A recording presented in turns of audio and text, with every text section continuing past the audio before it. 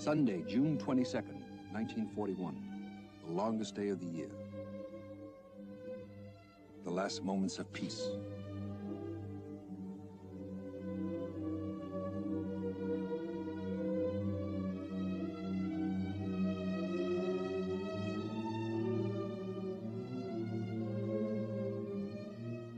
Sprawling from Europe into farthest Asia, Russia was a giant asleep. As Winston Churchill put it, to the rest of the world, she was a riddle wrapped in a mystery.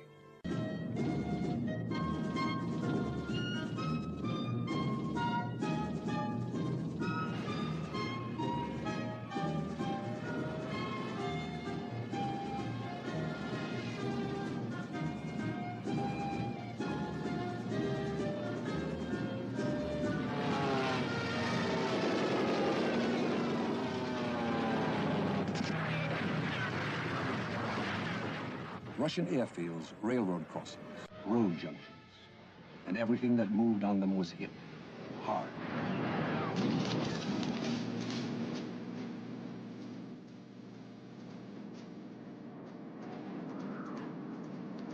Soviet forces were stunned.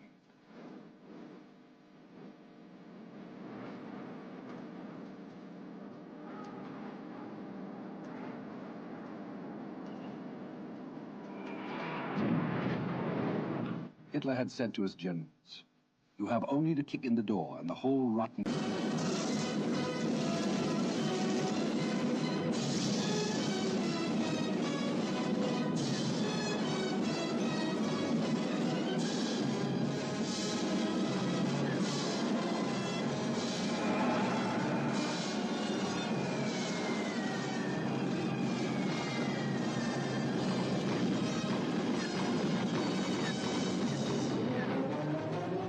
Civilians sought what safety they could.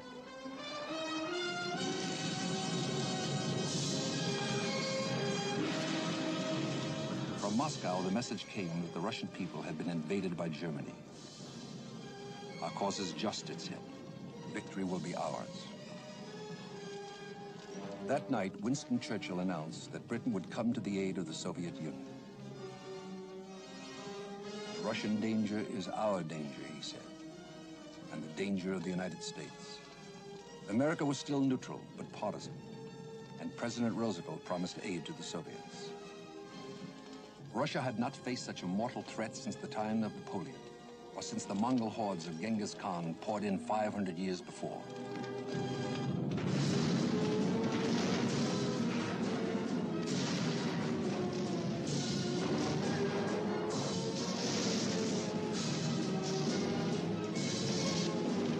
Under the assault, many wondered how it all happened. The Soviet intelligence system had revealed exactly what the Germans would do, and American and British intelligence had confirmed it. But Stalin, convinced that the West wanted to push Germany into war with the Soviet Union, remained silent. He avoided anything that might be seized on as a provocation. It was a very complex question for everybody. Against all the evidence, the Soviets had hoped for just one more year of peace.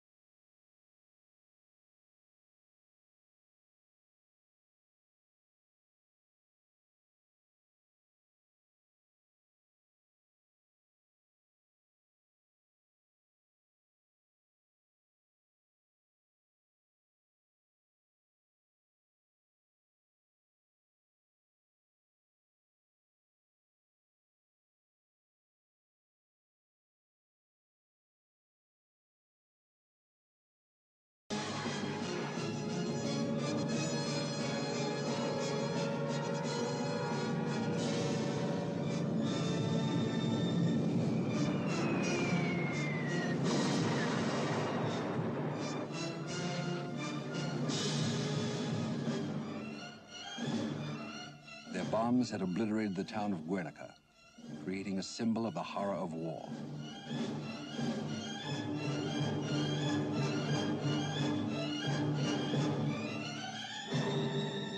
Picasso memorialized it with a masterpiece.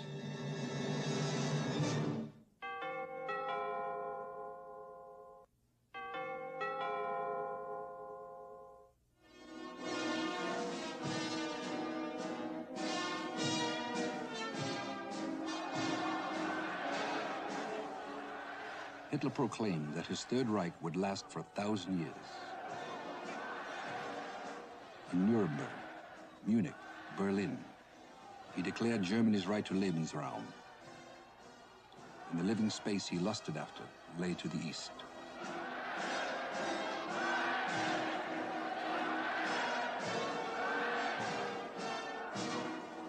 Ideas that counted his own, Hitler set out to obliterate. The works of Tolstoy and Whitman, of Hemingway and Darwin, of Voltaire and Heine fed the bonfires. All culture but Hitler's was to be expunged. Today we own Germany, tomorrow the world. In uns selbst allein liegt die Zukunft des deutschen Volkes.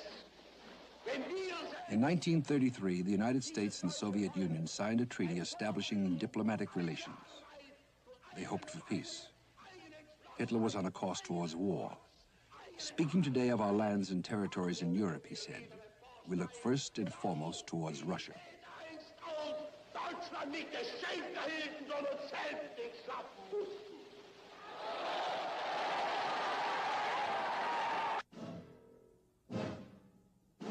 Hitler had the full backing of Germany's military-industrial complex.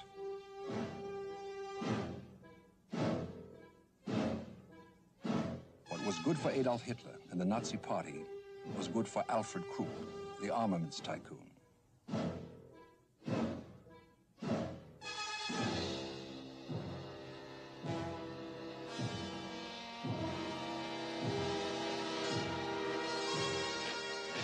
Confidently, Hitler reoccupied the Rhineland, took back the Saar Basin, and absorbed Austria.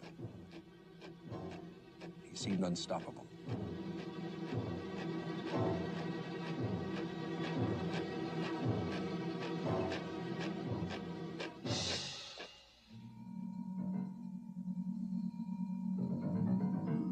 Then, at Munich, bowing to Hitler's promise of peace, Chamberlain and Daladier, the premiers of England and France, forced Czechoslovakia to relinquish the Sudetenland. Chamberlain said, in spite of the harshness and restlessness I thought I saw in Hitler's face, I got the impression that he was a man who could be relied upon when he gave his word. For Hitler, Munich was another victory. Others called it appeasement. In London, Chamberlain said it meant peace in our time. When the Nazis entered Czechoslovakia, Poland became the last country separating Nazi troops from the Soviet border. England had already signed a pact with Poland, and France was interested in one. On August 12, 1939, the Soviets proposed a defensive pact with Britain, France, Poland, and other Eastern European states. As part of it, Russia sought permission to move troops through Poland if necessary. By August 15th, the Nazis seemed set to attack Poland. The British and French had sent junior officials to Moscow. They requested a postponement of talks until August 21st.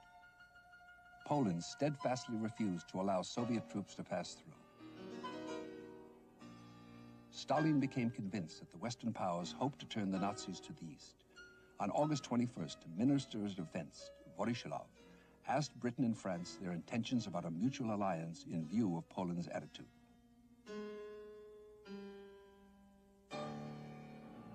There was no reply. The Soviets believed they had no choices left. 2 days later, Hitler's foreign minister, Joachim von Ribbentrop, arrived in Moscow.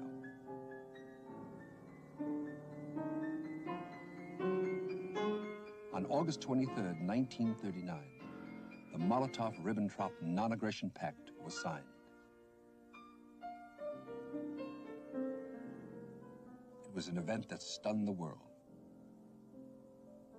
For the Russians, it was a way to buy time.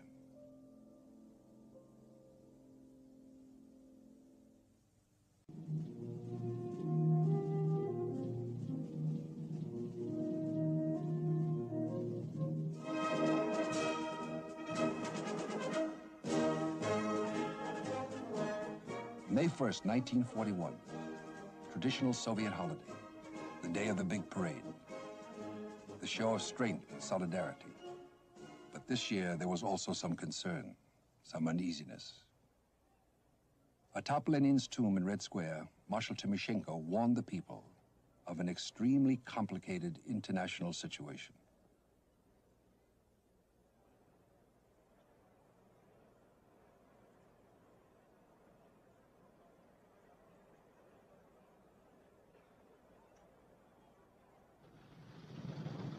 Tremendous efforts were being made to rearm the Red Army with modern weapons, including new tanks.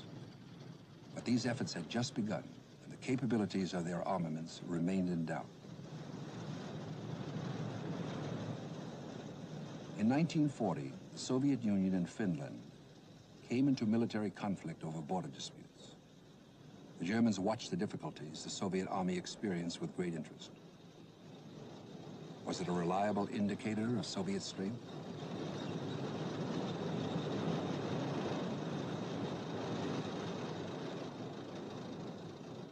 Could the Soviet army withstand a Nazi blitzkrieg?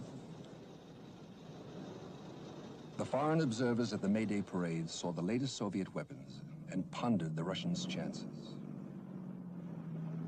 Stalin watched and continued to hope for at least one more year of preparation.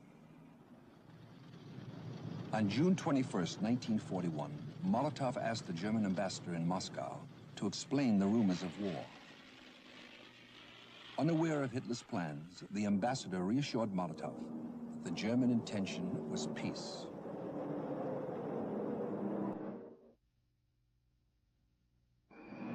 June 22, 1941, one day later. The attack had begun at 4 a.m.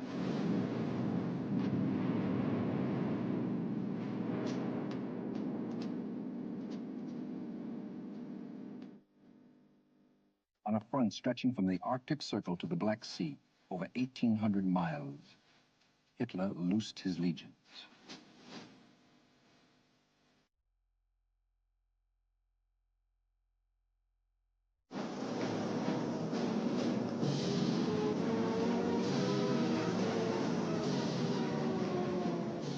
At dawn in the Kremlin, the German ambassador Schulenburg read to Molotov Hitler's declaration of war. Molotov was stunned.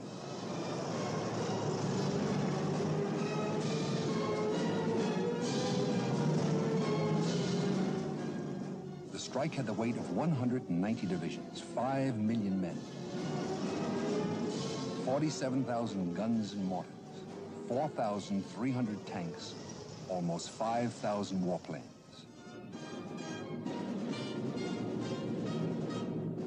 The full murderous might of a highly advanced industrial nation, the blitzkrieg and the lightning strike.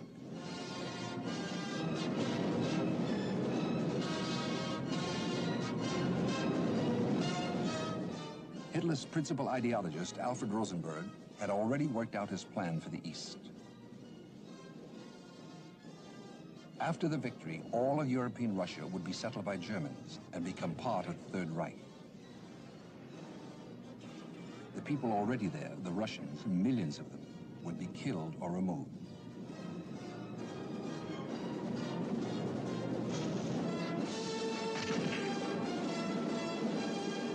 And the first to be killed would be the Communist Party members.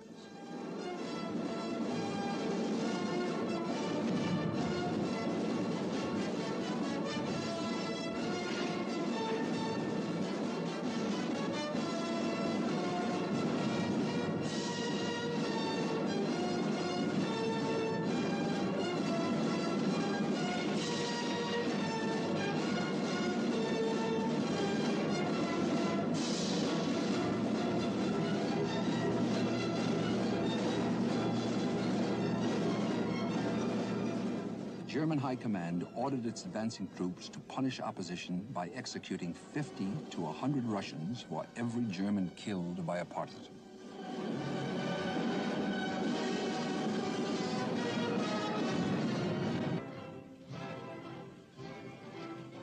Hitler often watched the latest newsreels from the front. They delighted him. His surprise attack had worked beyond all expectation.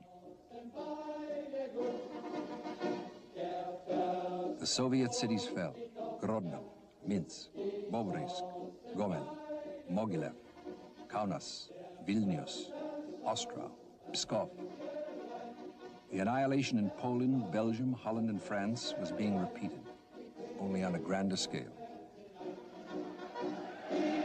Churchill had said that Hitler's plan was undoubtedly Poland in 39, France in 40, Russia in 41, England in 42, and maybe America in 1943.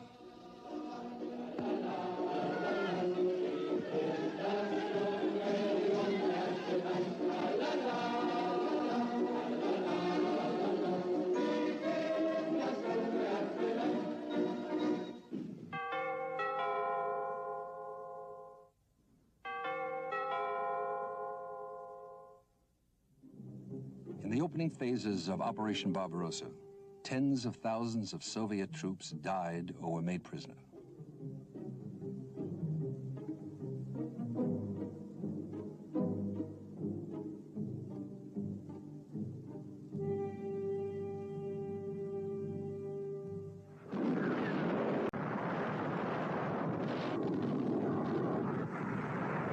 Hitler's boast was premature. Gradually, the terrible toll of Soviet troops and materiel slackened.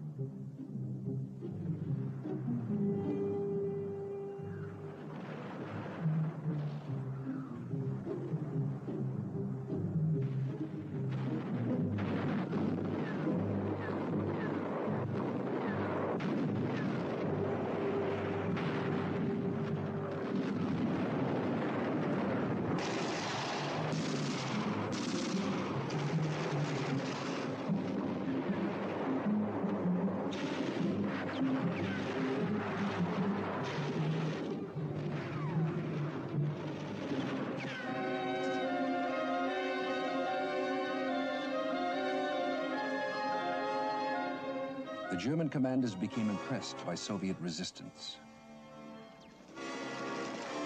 General Gunther Blumentritt said, "Even when encircled, the Russians stand their ground and fight."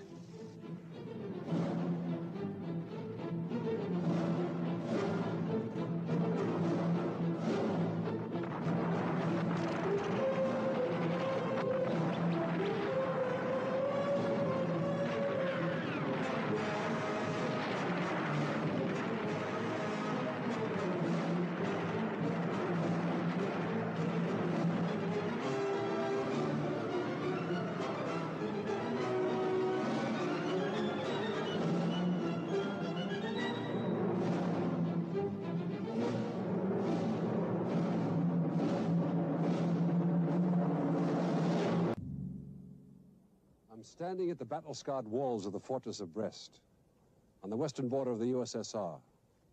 At dawn on June 22nd, 1941, the Nazis began their savage drive eastward across the Russian frontier.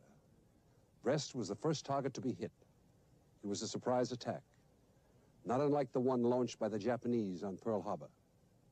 The Germans attacked the fortress with bombs and artillery. They blasted it with flamethrowers. The assaults were unrelenting, but the garrison would not surrender. For more than 4 weeks, 4,000 Russian soldiers defended the fortress against 17,500 Nazi troops. As the bulk of the German forces continued their push eastward, the fortress was now an island, surrounded by a sea of Germans. Most of the Brest garrison perished in this uneven battle.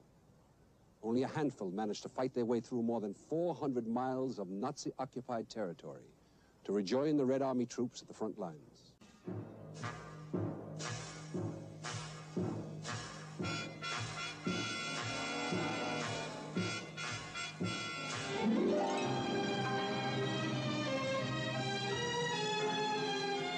There was defiance still on its walls, incised with bayonets. I am dying, but I will not surrender. Farewell, my country.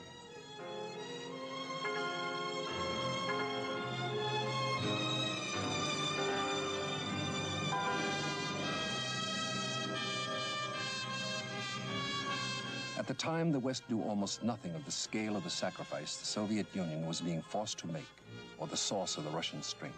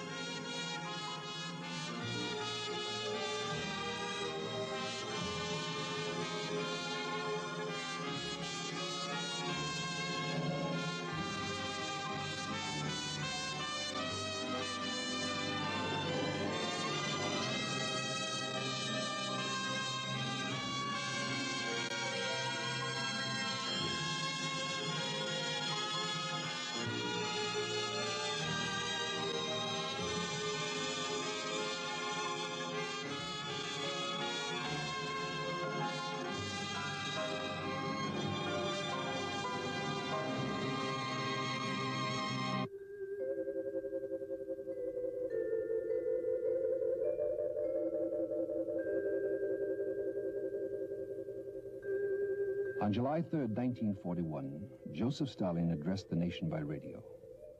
The German army was driving for Leningrad, Moscow, and Kiev. Stalin's message spoke of life or death for the Soviet Union. Граждане, братья и сестры, бойцы нашей армии и... Comrades, citizens, brothers and sisters, I am speaking to you, my friends. The vicious military attack by Nazi Germany against our country that began on June 22nd continues. Despite the heroic resistance of the Red Army, a serious danger hangs over our country. Несмотря на героическое сопротивление Красной Армии, над нашей Родиной нависла серьезная опасность. Stalin called on the nation to halt the aggressor, to keep the Germans from penetrating far into Russia, and to launch a broad partisan war. The entire nation was to become one vast military camp.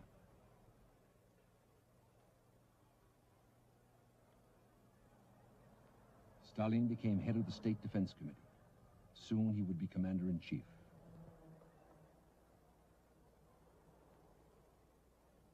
And the Russians gave the war their own name. It became the Great Patriotic War.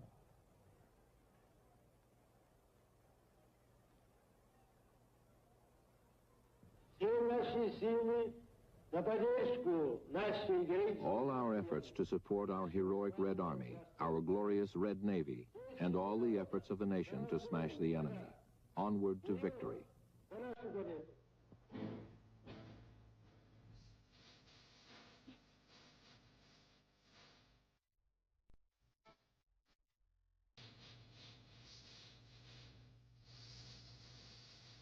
Aided by civilian volunteers who built tank traps in defensive positions, and by partisans who fought behind the lines, the Red Army gradually slowed the German advance.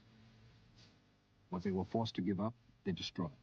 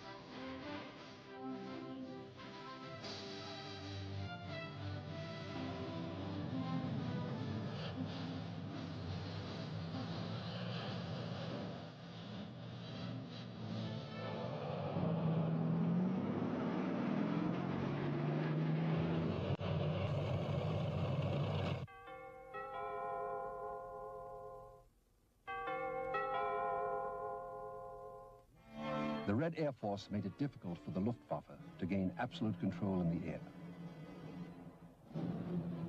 On the ground, the Soviet infantry contested every yard.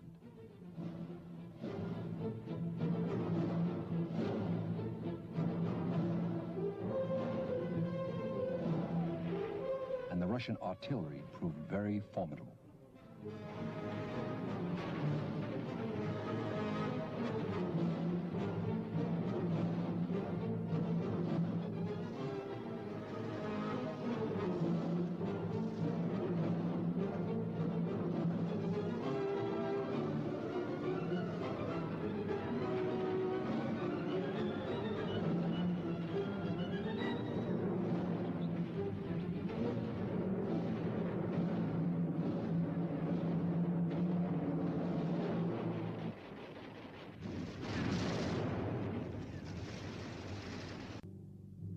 Familiar scenes began to be reversed. A captured German command post.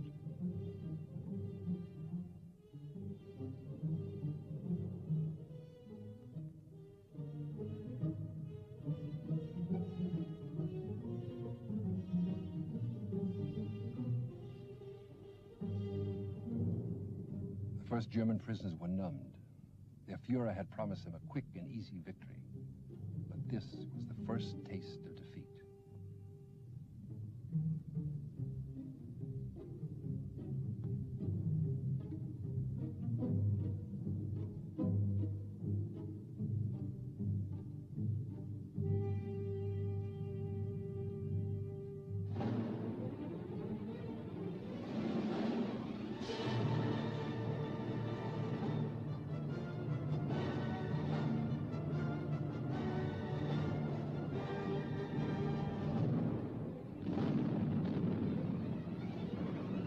Steadily, the fighting grew more intense. Gradually, the Red Army reorganized its communication with the Stavka, the Soviet High Command, bringing heavier and heavier force to bear.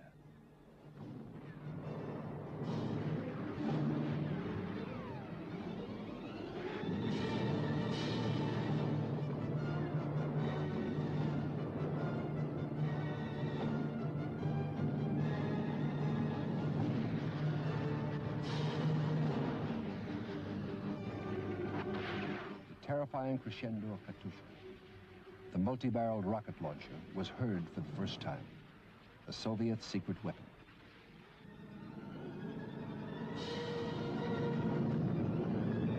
In the air, the struggle was as intense. The Soviet Air Force had lost heavily during the first hours of Barbarossa. Now, it gradually deployed its latest bombers and fighters.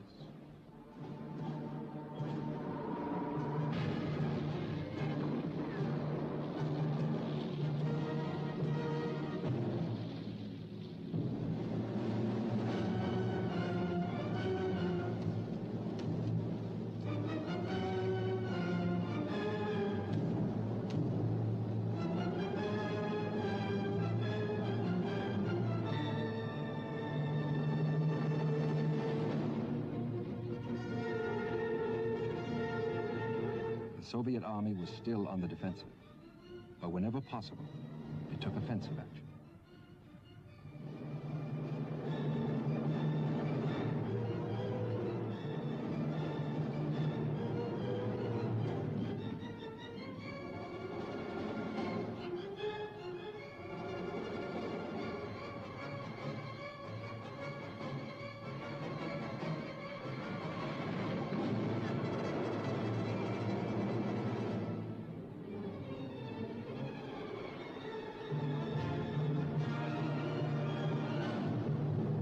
No one in Russia sought to minimize the danger. The great cities of Leningrad and Kiev were in peril, and day by day, the menace pressed closer to Moscow itself. Hitler confidently announced, "Soldiers, Moscow is ahead of you. You have marched through the streets of the finest cities of Europe. Only Moscow remains. Make her bow. Show her the strength of your weapons. Walk through her squares. Moscow will be the end of the war." They cheered before they died.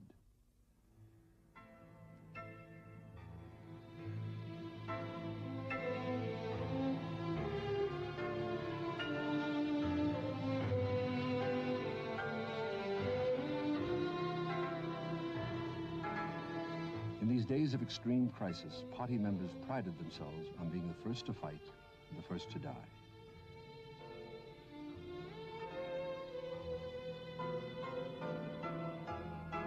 Blood-stained party cards honored the claim.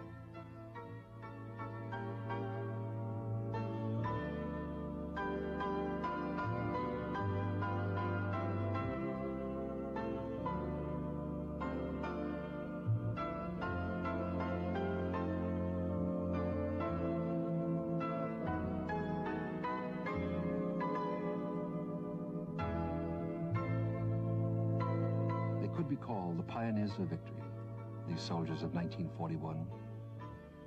In the 1,418 days of war, millions would fight and millions would die.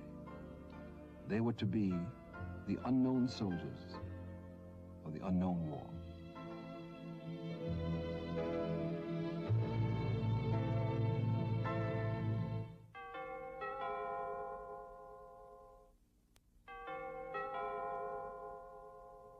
Our next story, the battle for Moscow.